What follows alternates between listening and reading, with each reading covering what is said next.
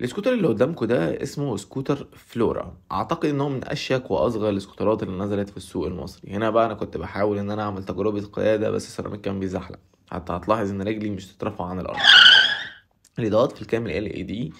هو سكوتر صغير بقوة 450 واط. عدد البطاريات اللي فيه 4 بطاريات مجموعهم يديك 48 فولت.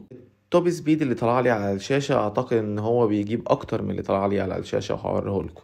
طب الشحنة الواحدة بتمشيك قد ايه؟ بتمشيك حوالي 30 كيلو، ودي حاجة طبعا كويسة. الكشاف الامامي دائري واضاءته حلوة قوي، معمول عليه رينج ونور عالي وواطي، والانتظار كمان LED في الكامل زي ما اتفقنا. السكوتر LED. فاكر انت الفيلم بتاع زمان ده؟